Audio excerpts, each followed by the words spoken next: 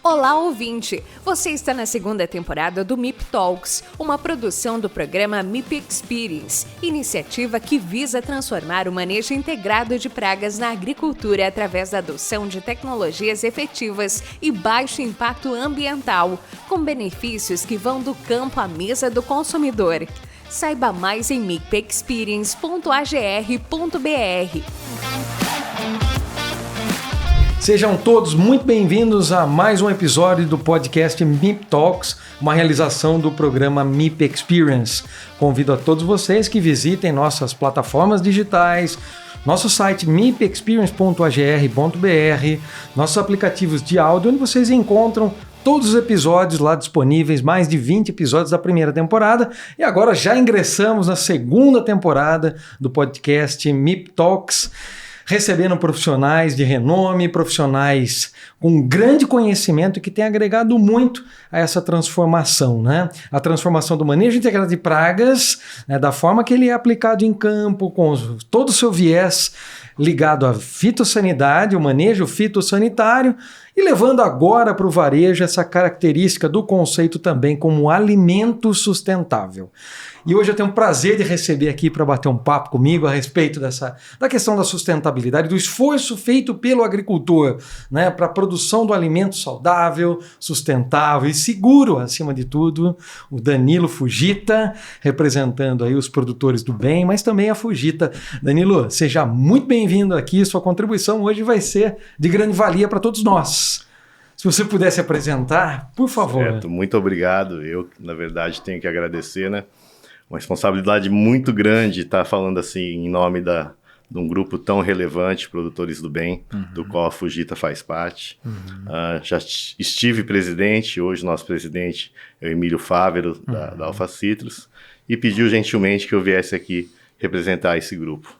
Muito bom. Seja muito bem-vindo aqui. Muito obrigado. Danilo, conta um pouquinho da sua história, da onde vem o Danilo, sua formação hoje dentro da Fujita, qual a sua função, o que você tem em termos de responsabilidade no dia a dia, na propriedade, na empresa. Tá certo. Meu nome é Danilo Fujita, sou administrador de empresas de formação, tenho um MBA de marketing também pela USP, em Ribeirão Preto.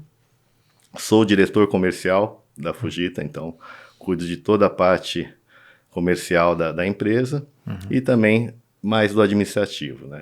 Tenho o meu irmão, Fabrício, que 4 anos mais novo que eu, que é o agrônomo e que cuida mais da parte do campo e também da parte de gestão e administração. Ok. A Fujita é uma empresa que, na verdade, formalmente, legalmente, ela está desde os anos 70, mas o primeiro plantio da minha família foi feito em 1939, o primeiro plantio de cebolas. Né? E desde então são mais de 80 safras aí consecutivas sem parar. Então, é uma bagagem muito grande nessa área, né, de cebola, uma história muito grande nessa cebola. Isso começou com o meu avô, imigrante japonês, veio procurar melhores oportunidades na década de 30 aqui no Brasil e acabou desembarcando aqui nessa terra tão abençoada e que acho que deu certo, né? Tá bom. Não, sem dúvida alguma. O Danilo, e aí, sempre cebola? Qual que é a expertise? Tem outras culturas aí junto? Como é que Temos outras culturas, né? Principalmente a parte de grãos, alguma coisa de cana-de-açúcar também. Mas na parte de HF, sempre cebola. Já plantamos um pouquinho de tudo, tomate, frutas, né? Limão, manga, alho, mas a gente sempre retorna para a cebola e é o que nós sabemos fazer, é o que nós somos apaixonados e é isso que a Fujita hoje se dedica. É fácil produzir cebola? Essa pergunta eu acho que você faz para todo produtor, né? Eu nunca vi nenhum falar que é fácil, né? Mas não é difícil. A verdade é que eu acho que com trabalho e dedicação as coisas acabam se tornando um pouco menos difíceis, não fáceis. Fácil nada é, mas um pouco menos difíceis. Né? Quando se predispõe a desenvolver, e, né, enfim. É muito bom. É bom tê-lo aqui conosco, né, para trazer essa experiência. Nós vamos falar um pouquinho de sustentabilidade na produção sustentável. Eu queria começar com você Pode ser via trabalhos realizados pela Fujita. Depois nós vamos migrando aí para os produtores do bem, você contar um pouquinho a sua participação dentro do grupo e o que vem a ser os produtores do bem, né? Ok. A Fujita hoje é uma empresa assim muito transformada devido a esse grupo que você está citando, produtores do bem, né? Há 8 anos atrás, quando esse grupo foi formado, graças ao nosso, como eu posso dizer, inesquecível Leonardo Miau, que Deus o tenha, onde quer que ele esteja, e também ao Daniel Watanabe, Miau, que era o diretor de perecíveis do Pão de Açúcar, enfim, Watanabe também uma grande pessoa, muito conhecida do varejo. Eles tinham esse sonho de reunir alguns produtores de categorias chaves, né, do FLV, vamos falar FFLV, né? FFLV, FFLV, colocar as flores nunca esquecer aí, as né? flores também, que é uma categoria assim, muito importante do nosso ramo, né? E eles tinham esse sonho de reunir um grupo de produtores com uma certa experiência e relevância para estar atendendo a cesta, né, básica do FFLV. Então, foi onde, há 8 anos atrás, eu lembro a primeira reunião que nós fizemos em Olambra, na sede da Terra Viva. A Terra Viva já fez parte do nosso grupo. Do grupo Schumacher, né? Hoje, infelizmente, já não está mais conosco, mas cada um sabe o que é melhor para a sua empresa. Então, eram, na época, 8 ou 9 empresas que nunca tinham se visto, nunca tinham se falado, e acabou dando certo, entendeu? Algumas foram, outras estão aí desde então, como eu, Alfa Citrus, Brasnica, Trebesc desde o início, Agrodan também, né? Desde o início, e algumas acabaram saindo e outras entrando. Então, é um grupo assim, muito consistente, entendeu? Vem desde essa base, com ideias muito boas que na época o Leonardo e o Daniel tinham, né? Tá. E o intuito inicial, o principal objetivo de se formar esse grupo há 8 anos atrás, como é que se deu isso? A gente queria uma voz mais ativa, mais talvez poderosa junto ao varejo, né? Entendeu? Porque eu ir só como Fujita era diferente. A gente não conseguia talvez atingir aquela pessoa que agora, quando você vai num grupo que tem praticamente 70%, 80% do que é oferecido no mercado, numa área de venda, então acho que a conversa muda um pouquinho, né? E logicamente, não só isso, né? São empresas que estão voltadas para um ideal, né? Um ideal de transformação de realidades, né? Quando você fala em sustentabilidade, você não fala só em sustentabilidade ambiental, você fala em sustentabilidade social também. Né? Então, são empresas que estão, lógico, voltadas para o lucro, mas que esse lucro seja muito bem reinvestido dentro de cada realidade que essa empresa atua, né? Dentro da própria região, enfim. Temos histórias assim fantásticas, né? Como eu estava dizendo antes, a transformação da Fujita se deu muito por conta desse grupo, né? Certo. Eu até brinco com eles, né? E quando eu cheguei dessa primeira reunião, conversei com meu irmão, que ele não pôde ir. Falei, Fabrício, eu achava que a gente era louco. Mas tem gente muito mais louca que a gente, né? Então foi onde despertou todo esse interesse por sustentabilidade, por certificações, né? Quão importantes são para a nossa gestão hoje, entendeu? Então, realmente, a Fujita, ela passou por uma transformação muito grande a partir de quando conheceu esse grupo. Quando se iniciou o grupo. 8 anos. E 8 anos é um prazo assim que dá para ficar claro que deu certo, né? O grupo funcionou bem, está funcionando bem, sempre foi assim, tiveram alguns desafios. Como é que foi durante esse processo de formatação dos interesses das empresas, de colocar esses interesses? Eu acredito que as empresas devem ter o mesmo perfil, propósito muito parecidos, se não talvez os mesmos, atuando em diferentes segmentos. Eu vi que tem uma empresa que produz ovos, inclusive, né? Sim.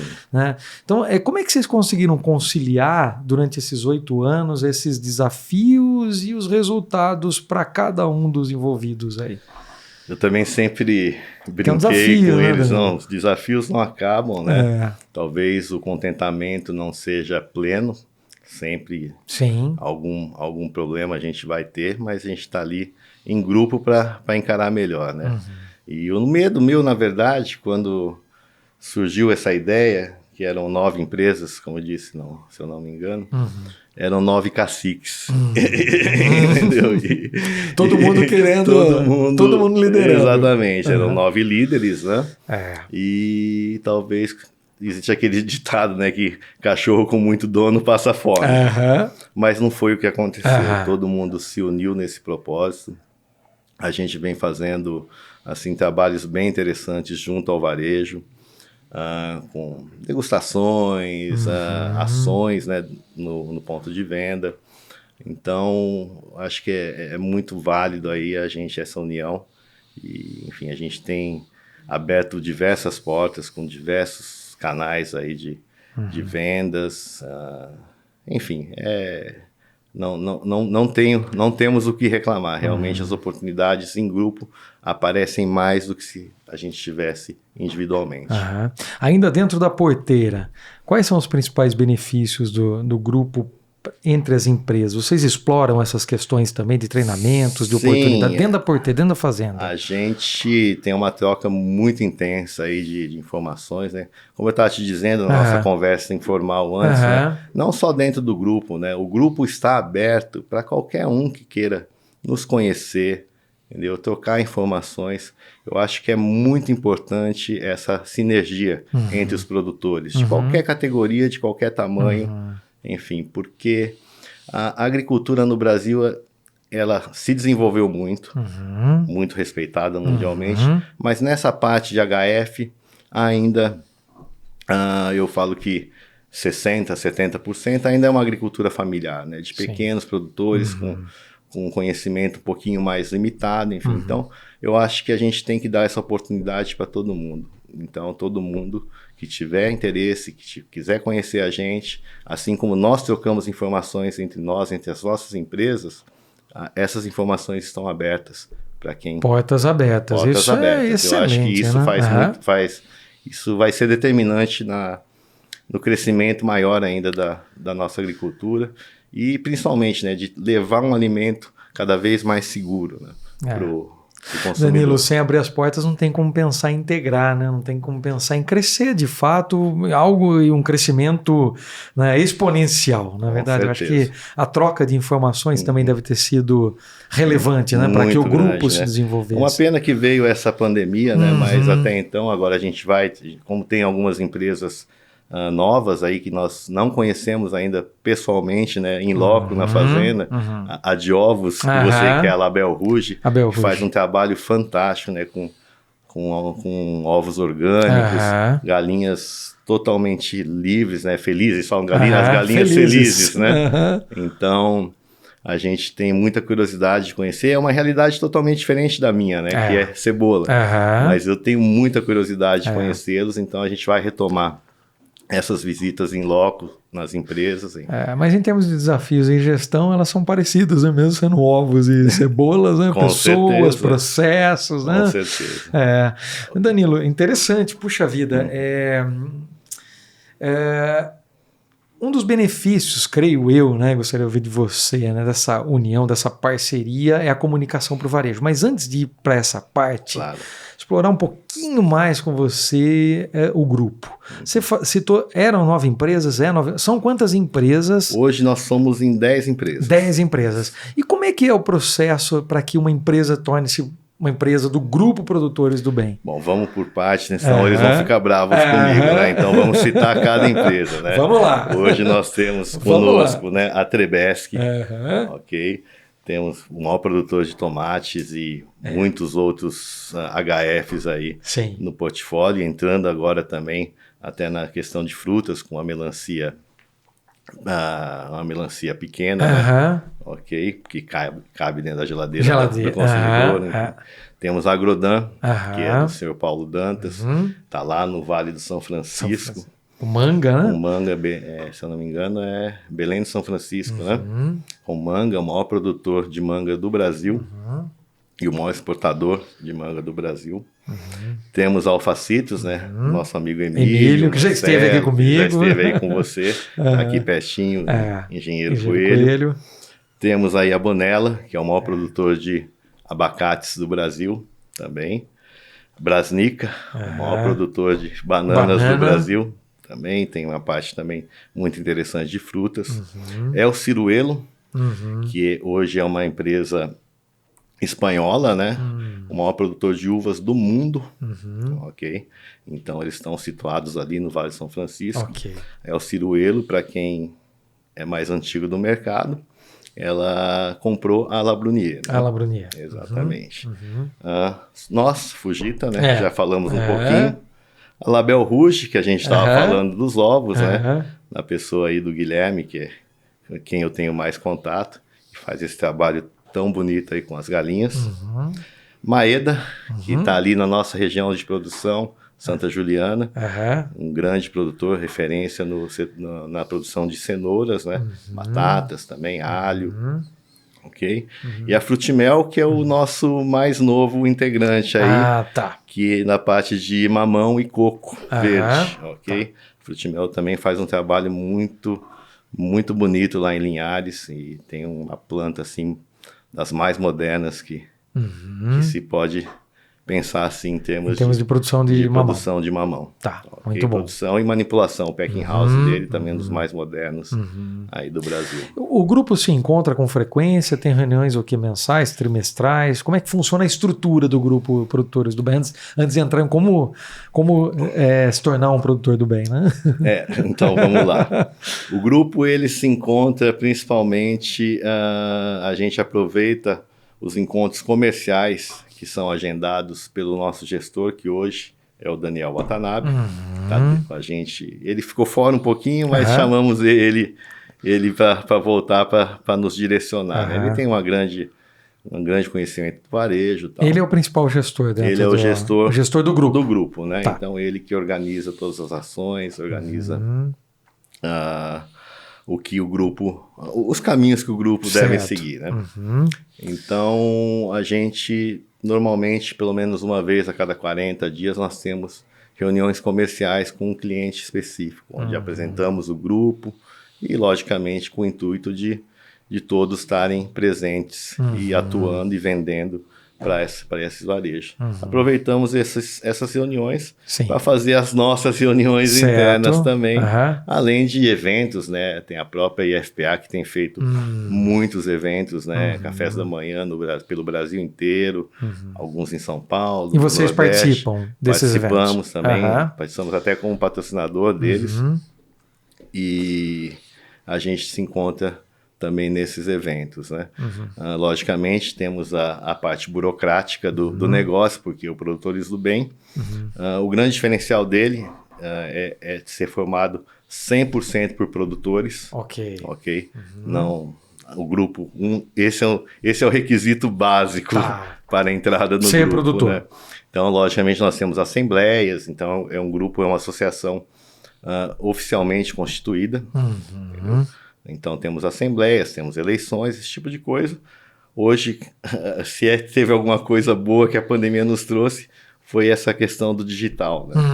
Então, a gente consegue fazer tudo circula online. Rapidamente. Exatamente. Né? Tá, okay? Essas burocracias oficiais a gente consegue fazer online. Né? Okay? Então, primeiro pré-requisito, ser produtor. Primeiro pré-requisito é ser produtor. E, na verdade, ser produtor, assim, produtor mesmo. Eu produzo 5% do que eu comercializo. Não, um produtor eu acho que no mínimo aí é 80%, 85%, 90% do que coloca aí no mercado. No mercado, né? Então, esse é o primeiro pré-requisito. Os outros seriam estar alinhados com o pensamento do grupo, que é basicamente, colocar um alimento seguro na mesa do consumidor. Perfeito. Como é que você comprova isso? A gente chegou à conclusão que a melhor maneira é com uma certificação internacional. No caso, a gente colocou como uma certificação mínima o Global Gap para todos. Tá. Okay? Mas temos aí produtores como a Grodan, que tem a Rainforest, tem o quê? Que vão além do Global Gap. Muito além do que o Global Gap. Né? Mas então isso é básico também. Esse é o básico do básico. E isso, como eu te disse, até me assustou, né? Falei da transformação da Fujita depois que começou, porque a gente tinha controle de rastreabilidade, mas a gente via a certificação como um monstro. Entendeu? E bom ouvir você falar isso, exatamente. Porque é um baita depoimento. Sim, muito interessante, a gente vinha assim como uma barreira quase que intransponível. Poxa, mas tem que fazer isso, tem que controlar aquilo. Vendo só problemas. Vendo só problemas. Mas depois que eu conheci o grupo e a gente mergulhou nisso, eu vejo quanto é importante para a nossa gestão. Não é porque o mercado está exigindo, porque... Não, eu acho que basicamente para o nosso controle, para a nossa gestão. Dentro de todos esses controles que uma certificação te exige, você consegue enxergar muito melhor a sua empresa. E, logicamente, você fazendo isso, você consegue o quê? Reduzir custos. Reduzir custos, sim. Entendeu? Isso é básico, né? A gente tem que produzir mais por menos. Sim. E, talvez né, a dúvida do produtor sempre né? Aquele que ainda não conhece muito bem os processos, né? A certificação, não só... A certificação é um processo final lá, mas são todas as boas práticas que se adotam, né? Ele quer ver o resultado financeiro no final, ele quer colher o resultado, né? E nem sempre o produtor consegue colher o resultado no curtíssimo prazo, né? Mas esse resultado também não vem só num aumento de preço do seu produto na gôndola, muito pelo contrário, né? Eu acho que ele vem pela economia, pelo uso dos recursos de forma sustentável, é mais ou menos isso. Porque assim, você vai ganhar mais, o produtor fala assim, mas eu não vou conseguir ganhar mais tendo uma certificação. Olha, hoje, na verdade, a gente é procurado principalmente por indústrias né, de transformação que estão já com a proposta de valorização para quem tem esse tipo de certificação, né? Mas eu acho que ganhar mais, hoje o varejo ainda não te reconhece por isso, né? Existem algumas promessas, enfim, mas... Eu que sou do comercial, eu não vi nenhuma se concretizar ainda. Mas eu acredito que no futuro a gente vai ter uma valorização e uma compensação por isso. Mas como eu te disse, né, a certificação, na verdade, será que te gera um custo a mais? Te gera, logicamente, trabalho a mais. Mas esse trabalho, na verdade, eu acho que ele pode ser revertido em redução. Sim. Porque ele é feito de forma mais eficiente, na verdade, né? Com redução de custos, sim. Acho que esse é um ponto importante para ser dito. E é bom ouvir você falar, né? Você, Fujita, né? E também representando um grupo tão importante, né? Dá esse testemunho, né, para o produtor. Puxa vida, o caminho, a porta é estreita, mas dá para passar e dá para seguir, né? E os benefícios são grandes, né? Isso é importante, isso é importante. O Danilo, deixa eu perguntar para você, indo para um aspecto agora, voltando dentro da fazenda, antes de sairmos porteira fora, né? Tecnologias, biotecnologia, como é que você pode abordar esse assunto via Fujita, via Produtores do Bem? Como é que vocês estão vendo toda essa revolução tecnológica na produção? A Fujita nunca vai fugir das tendências, né? E tudo que é bom, a gente vai tentar adotar. Então, a gente vem aumentando ano a ano a questão de controle biológico dentro das nossas fazendas, né? Entendeu? Com bastante sucesso até. Dentro do grupo, assim, um pouquinho sendo mais abrangente, nós temos aí empresas como a Grodan, que tem a sua própria fabricação de bioinsumos dentro da fazenda. Dentro da fazenda. Acredito que a Brasnica também tem algumas fazendas com a fabricação desses bioinsumos também, se eu não me engano. Ok? Então, é o caminho, né, para a gente tentar reduzir um pouquinho essa questão do agroquímico, né, do defensivo, entendeu? Mas, logicamente, mesmo defensivo, existe esse tabu, né, quando se fala de defensivo e um nome tão feio, né, agrotóxico, né? Entendeu? Mas ele sendo usado com responsabilidade dentro das carências e dosagens recomendadas, nós temos aí dentro da Fujita todos os talhões, todas as nossa produção são feitas análises. Eu nunca tive um problema com varejo de resíduos em nosso produto. Enfim, somos aí, a Fujita foi premiada por 3 anos consecutivos, até brinco, né? Que é o nosso Oscar, né, da segurança alimentar aqui no Brasil, com o prêmio Rama da Abras. Então foi 2020, 21 e 22. Nós ganhamos consecutivamente como empresa referência em segurança alimentar. Estamos sempre muito bem classificados no Index Paribas. Ok? Sempre ali entre segundo, terceiro, primeiro. Semana que vem, inclusive, vai ter o evento dia 10. da Paribas, dia 10. A gente vai estar lá presente também. E, enfim, a questão é essa. A gente tem que ter responsabilidade quando produz. E se existem meios de você continuar produzindo bem e de uma maneira mais segura, que é o caso dos biológicos, né? Eu acho que tem que ser adotado. Tem que ser estudado e tem que ser implementado. E é uma questão de sustentabilidade mesmo, né? Sim. Como nós falamos, não só para o meio ambiente, mas para o negócio, né? A utilização de químicos, ok, né, no momento certo, da forma correta, né? E é por isso que a gente fala do MIP, né? O manejo de pragas. O primeiro passo para o MIP é monitorar. Nós falamos aqui de rastreabilidade, acompanhamento, certificação. Bom, se eu faço a rastreabilidade, é impossível você não ter benefício, é impossível deixar o MIP fora do processo. Sim, né? com certeza. É impossível. Começando, logicamente, pelo monitoramento. Pelo monitoramento, exatamente. Saber o que fazer, a hora que fazer e quando. E quando fazer e a quantidade. E a quantidade. E onde fazer. E assim, né? tudo que você coloca mais dentro do sistema, sendo químico ou biológico, você pode causar problemas. Com certeza. Né? Até você chegou a citar o On-Farm, né? Algumas empresas. Isso é legal. A empresa ela pode produzir para consumo próprio. Né? O único ponto, até discutimos... Não é nem para consumo próprio, eu produzo para minha família. Então, o que eu estou dando para o meu cliente é o que eu estou comendo dentro de casa. É isso aí. Esse é o preceito básico do negócio. Então, é a produção de biológicos on-farm. Né? Então, o que acontece tem que tomar cuidado também, né? Algumas empresas têm produzido, por exemplo, bactérias em grandes quantidades. E aí tem aplicado no campo de uma forma meio descontrolada. E nós já falamos aqui em outras conversas, só repetir, aproveitar esse gancho, porque o excesso de bactérias também pode afetar o sistema de produção. Né? O solo tem uma biodiversidade enorme. Né? Então você tem bactérias ali benéficas, você tem bactérias que metabolizam os gases do efeito estufa. Então se você coloca uma bactéria em excesso, você pode... Então o acompanhamento é fundamental. Monitorar, rastreabilidade, ferramentas. Né? A Fujita não produz isso dentro das fazendas. Né?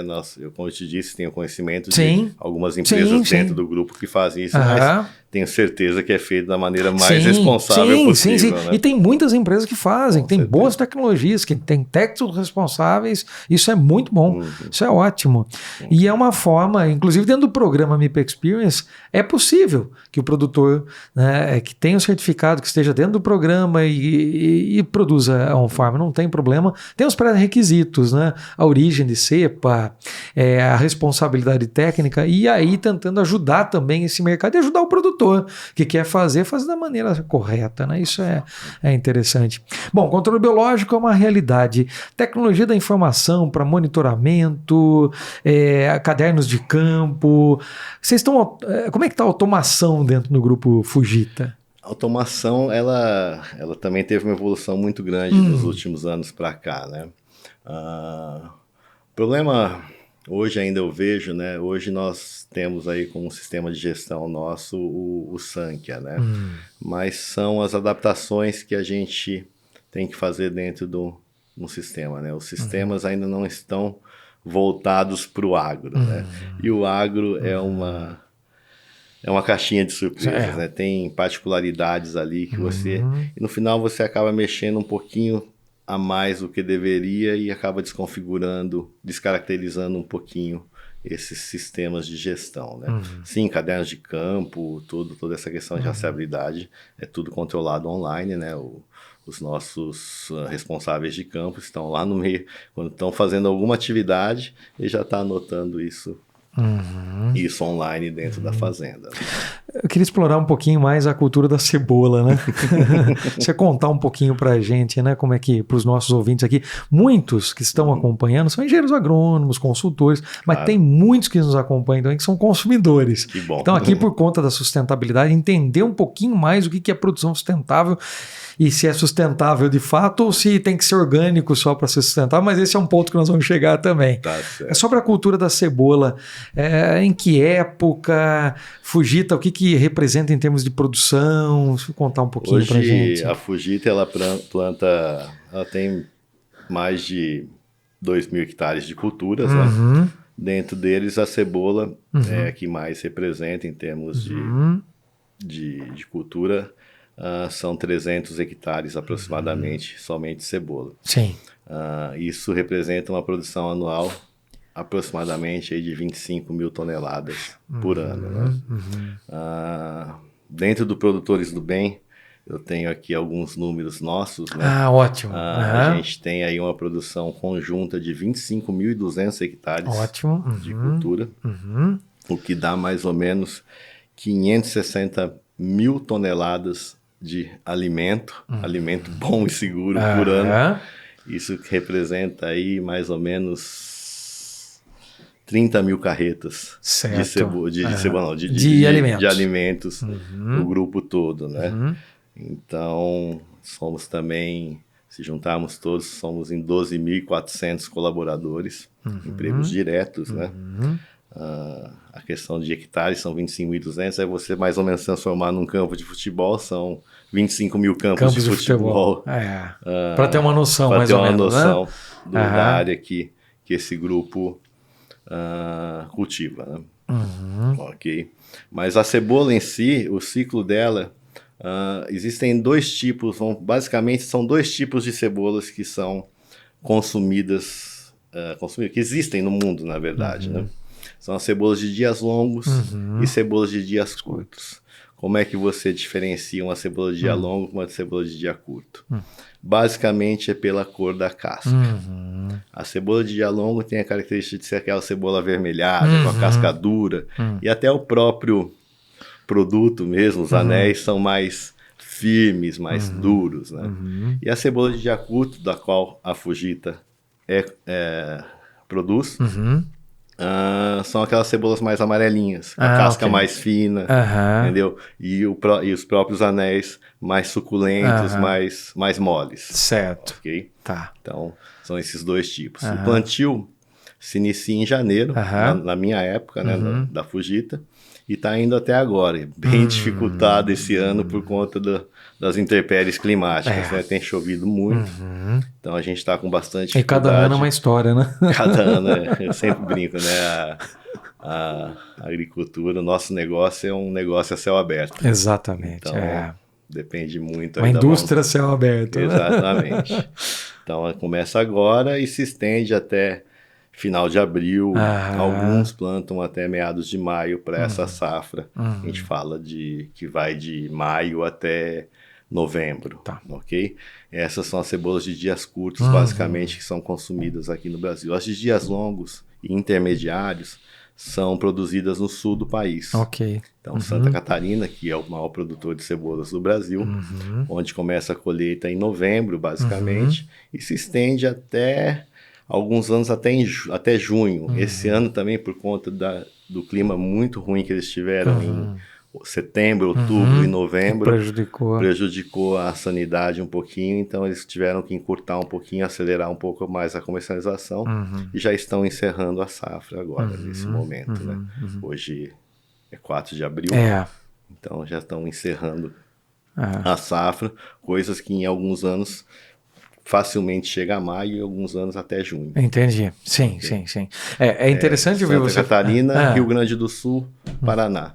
Agora, uma safra que já está praticamente incorporada, que não é nossa, mas é a Argentina. Hoje, predominantemente, estão entrando cebolas argentinas no mercado nacional para suprir essa falta da cebola nacional. E o Nordeste também é um estado, é uma região que pode produzir o ano todo, só que também estão sofrendo muito com a questão do clima. Certo. Até ontem choveu muito ali no Vale do São Francisco, na região de Irecê, que são regiões muito representativas na produção de cebola também. E olha que interessante, né? Quer dizer, então todo o esforço do produtor dentro da propriedade ainda tem que contar com as questões climáticas, né? Que o mundo todo sofre hoje, né? Sim. Né? Mas é de nossa responsabilidade melhorar isso também, né? Responsabilidade, sim. Eu acho que o produtor também, preservando as suas áreas e tendo um manejo correto aí dos usos de todos os insumos aí, eu acho que tem grande responsabilidade em estar tentando reverter essa questão climática que está latente, né? Muitos falam que não, que isso são ciclos, mas eu vejo ano a ano piorando. A situação piorando, né? Isso não é questão de dados, não. A gente está sentindo isso na pele, Sim, né? sem dúvida, na pele, é verdade. Vocês têm trabalhado, não sei se direta ou indiretamente, já que nós entramos nesse assunto, né, se você me permite, questões aí ligadas a ESG e, por exemplo, emissão de gases de efeito estufa dentro dessas questões ambientais. Sim. A questão do ESG é uma realidade dentro da Fujita, né? É uma realidade. É uma realidade. Nós, assim como diversas empresas do grupo, nós temos um trabalho muito forte e temos a certificação do 2030 Today, que é a questão das ODS da ONU. Né? Que está aqui nos objetivos do grupo. Objetivos de Desenvolvimento Sustentável. Né? Então, até o meu relatório de sustentabilidade, ele está ficando pronto por esses dias, a gente está acabando de finalizar ele. Então, é de responsabilidade de todos, né? E, inclusive, do produtor estar inserido nessa realidade. Ainda voltando um pouquinho à questão desse selo que é chancelado pela ONU, né? Eu acho um desperdício, na verdade, o varejo não se aproveitar dessas certificações que alguns produtores têm, inclusive eu, né? Entendeu? Porque isso seria uma ferramenta muito importante no marketing e na divulgação. Sim. Né? Quer queira ou não, a nossa penetração com relação à divulgação de marca, esse tipo de coisa, ainda é pequena. Né? Nós não temos, a nossa força é uma rede social, alguma coisa. A gente não tem uma força financeira que consiga fazer uma divulgação em massa. Né? Então, eu acho que cabe ao varejo, com tantos seguidores, tantos consumidores que eles têm, impulsionar isso e usar. Olha, aqui dentro do meu mercado eu tenho produtos que estão condizentes com o pensamento global, com a melhora do mundo, né? E agora você fala talvez de um Global Gap, que seja, desculpa o Global Gap, mas isso é um termo muito técnico, só nós produtores conhecemos. Agora, quando você fala em ONU, todo mundo conhece. Entendeu? Sim. Eu acho que era uma coisa que deveria ser mais divulgada dentro do próprio varejo para o consumidor dele. Você pegou então, agora nós vamos sair da porteira, né? Porque o produtor sempre coloca, né, há bastante tempo, né, em todas as interações que temos, né? Nós trabalhamos com controle biológico há mais de 25 anos já, né? E agora estamos vendo o controle biológico se tornar, né, uma ferramenta útil, de fato, sempre foi útil, mas a percepção do agricultor com relação aos seus benefícios de fato, concreto. Né? Isso em FLV, FFLV, né? Isso também em grandes culturas, né? Grãos, culturas de grãos. Mas exigiu tempo, né? Exige um tempo, né? E nada acontece de hoje para amanhã, tem um esforço grande. A comunicação também, né? transferir o que é feito dentro da propriedade até as gôndolas do varejo, chegar até o consumidor exige tempo, mas exige estratégia. Onde nós queremos chegar e de que forma, você já me deu uma pista aqui, e faz todo sentido a questão da necessidade de trazermos o varejo para essa discussão, né? Aqui nós tivemos a oportunidade de trazer o Francisco Homsen do Oba. O Jean já esteve aqui comigo, o Carrefour esteve comigo, a Júlia na época, a Júlia Carlini, enfim. Estamos tentando, estamos trazendo e há essa necessidade. Mas olha só que interessante, Danilo. Quando você vai para o varejo também fala: precisamos de um apoio para poder saber comunicar. Aí eu queria ouvir de você isso. Produtores do Bem, um grupo Produtores do Bem, eu entendo que tem essa força, né? É óbvio, não é tão simples assim. Mas entender um pouquinho quais são as ações que vocês, de fato, efetivamente, se existem ações concretas, deve existir.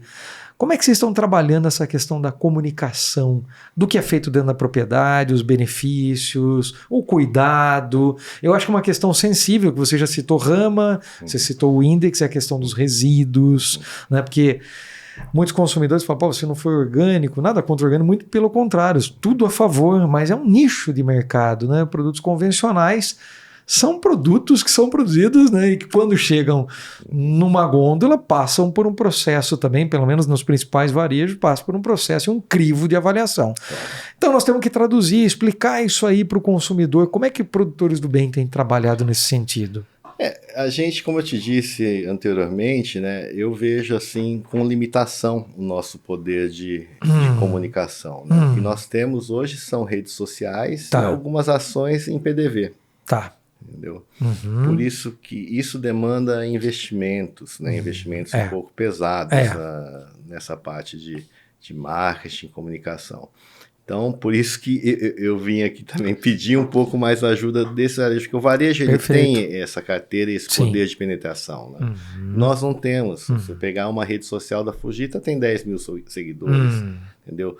Muito obrigado a todos eles, a cada um deles, né, que nos seguem, comentam, curtem aí nossas postagens. Tá jóia. Obrigado, Marcelo. O Produtores do Bem também tem aí 10 mil seguidores, né? Então, fica um pouquinho limitado, isso eu não vou te mentir, mas se você souber as histórias que nós temos para contar, exatamente, é isso. É de se encantar. O próprio Paulo Dantas, lá no Belém de São Francisco, né, dentro da fazenda de manga dele, hoje ele está com uma escola até o ensino fundamental para 300, 400 crianças, eu nem sei mais quanto. Olha só o aspecto social, né? Exatamente, entendeu? Ele bancou isso do bolso e fez uma escola dentro da fazenda dele, aberta para toda a população, não é só para os funcionários, não. Então, você pega aí Alfacitos, tem a semana esqueci o nome que eles dão a semana, mas a cada caixa de laranja que eles vendem, dão R$1 para pai. Para pai, é verdade. Entendeu? Sim. A Fujita mesmo, a gente também tem algumas ações sociais diferentes, mas não vamos entrar nesse mérito. A Brasnica incentiva muito esporte, Trebesc, a questão do Hospital de Câncer, o Maeda também. Então, todas as empresas são histórias muito bonitas, como eu te disse. A gente tenta não só a questão... A gente tem que tentar transformar realidades, entendeu? Porque isso só vai reverter em benefício para nós mesmos. Enquanto a gente tiver uma população mais instruída, com recursos melhores, isso vai ser revertido para a gente. Com certeza, entendeu? Sim. Entendeu? Em mais oferta de mão de obra qualificada, menos violência. Exato. Entendeu? Menos drogas nas ruas. Então, a gente tem que estar pensando nessa parte social. Olha só como os aspectos, né, ambientais que nós estamos discutindo, eles vão para o social, governança, sem dúvida. Então, quer dizer, ESG... dentro do agro, né, Fujita, todas as empresas, né, do Produtores do Bem, não é difícil ser mensurado, né? Existe um esforço tremendo feito por todas as empresas. O agro já contribui muito com o PIB, com o resultado financeiro, e tem muitos aspectos ainda que ninguém sabe, né? Sim, né? mas é claro, isso é o óbvio, né? Como eu disse, isso reverte em bem para nós mesmos. Para nós mesmos, exatamente. Muito bom, muito bom. É bom ouvir que essas iniciativas, né, Danilo, dão certo, incentiva o agricultor, né? E o nosso papel aqui dentro do programa é trazer o varejo para poder sentar à mesa e discutir conosco, né? Com o produtor, como os produtores associados ao grupo, porque são exemplo, né? Trazer os exemplos é muito interessante. Você citou o Emílio, né? O Emílio esteve aqui quando nós falamos de MIP Citrus, né? E o Hamilton junto, nós falamos sobre MIP Citrus, e ele trouxe aspectos relevantes também. Então, cada produtor que vem aqui, a gente tem oportunidade de ouvir boas histórias, e histórias que contribuem de fato com a vida das pessoas, né? É isso aí. Danilo, estamos chegando meio que no fim aqui do nosso papo, da nossa conversa. Já se acredita? Espero que eu esteja desempenhando muito bem. Muito bom recebê-lo aqui. Eu que agradeço. Eu gostaria muito assim que você deixasse uma mensagem, né, para os produtores, para os agricultores, talvez até uma mensagem, não sei se um apelo, mas conclamando, né, chamando os produtores e também o varejo, não sei, né, como você já colocou, de que forma poderíamos, né, transformar todo esse esforço do agricultor em algo que seja tangível para todos os consumidores lá na ponta, né? Então vamos lá. A gente vê aqui, logicamente, eu vim em nome do grupo do Produtores do Bem. Então eu vou divulgar um pouquinho o nosso propósito. Perfeito. Nosso propósito é promover e incentivar o consumo de alimentos que façam o bem para as pessoas. Esse é o propósito do grupo. Mas não é o bem só a questão de saudabilidade. Se ele comer a minha cebola, ele vai ficar melhor, ele vai ser mais saudável. Não, o bem é o bem comum, o bem geral.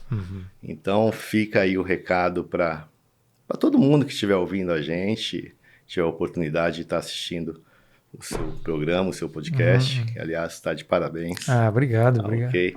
Agradeço mais uma vez a oportunidade de estar conversando um pouquinho. Fica essa mensagem, entendeu? Tentem fazer o bem.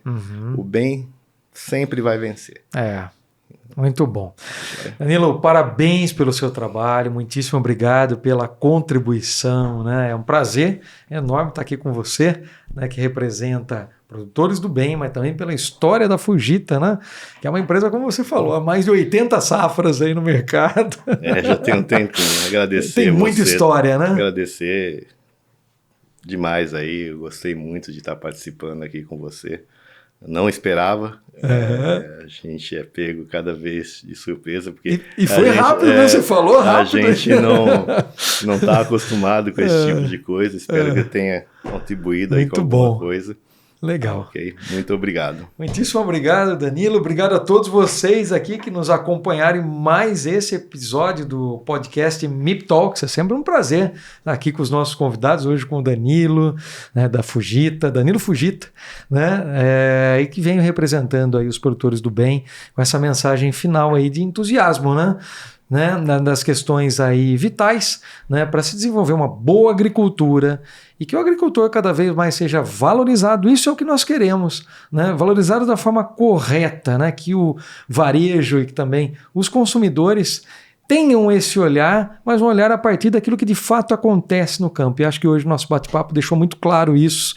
Então, muitíssimo obrigado a todos vocês que estiveram aqui conosco. Continuem nos acompanhando, acesse o nosso site mipexperience.agr.br, nos acompanhe nas nossas redes sociais e também convido-os para entrar nos aplicativos de áudio aí para baixar os nossos episódios, né? Já na segunda temporada, você é sempre muito bem-vindo aqui. Muitíssimo obrigado. Vamos juntos aí revitalizar o conceito de manejo integrado de pragas.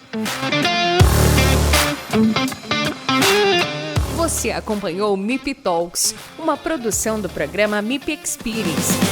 Idealização e realização Promip Manejo Integrado de Pragas. Apoio e participação Paripasso, BASF, FMC, Balagro, Sumitomo e CropLife. Acompanhe o MIP Talks no Spotify e YouTube. Obrigada pela sua companhia e até o próximo episódio. Tchau!